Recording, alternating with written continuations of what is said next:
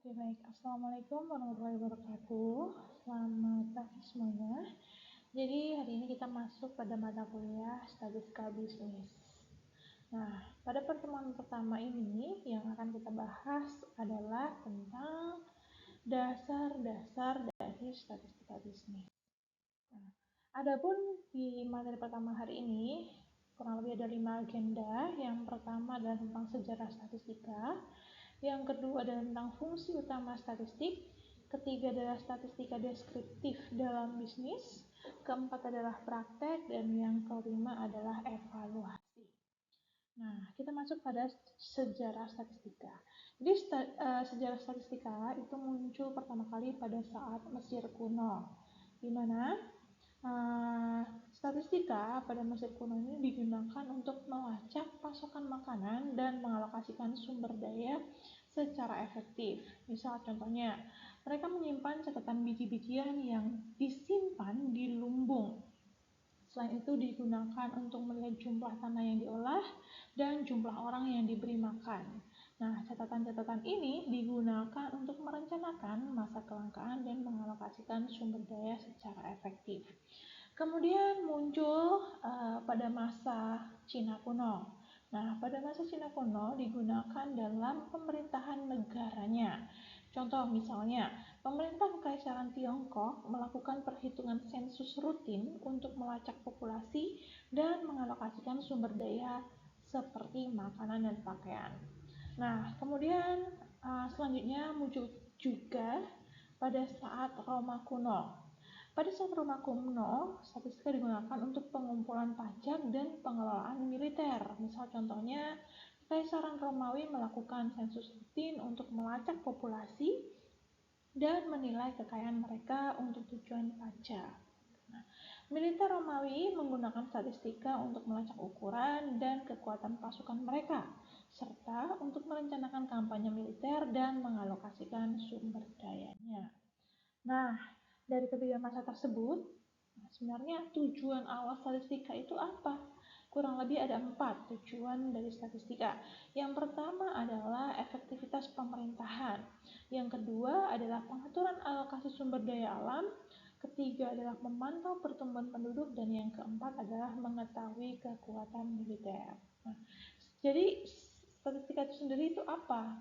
Jadi sebenarnya statistika itu adalah disiplin ilmu yang berfokus pada pengumpulan dan pengaturan, rangkuman atau analisis, serta interpretasi atau kesimpulan dan presentasi dari data. Nah, statistika terbagi atas 2, yaitu statistika deskriptif dan statistika inferensial.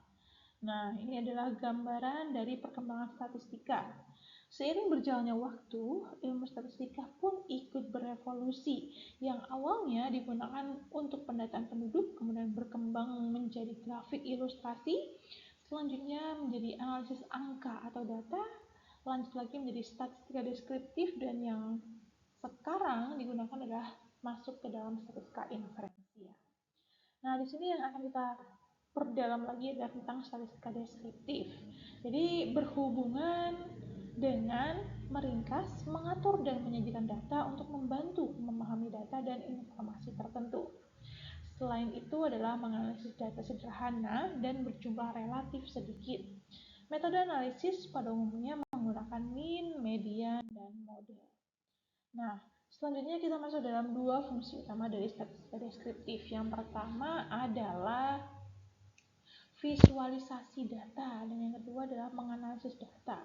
Nah, untuk visualisasi data, itu data ditampilkan menggunakan chart, yaitu bisa berupa grafik balok, kemudian bagan lingkar, grafik garis, dan lain sebagainya. Contohnya seperti apa? Grafik pertumbuhan penduduk, grafik penjualan, grafik pendapatan, dan lain sebagainya. Nah, ini kurang lebih gambaran dari visualisasi data. Selanjutnya, kita masuk ke dalam fungsi yang kedua, yaitu menganalisis data. Data deskriptif dirangkum menggunakan nilai rata-rata atau mean, nilai tengah median, dan nilai yang paling sering muncul atau mode.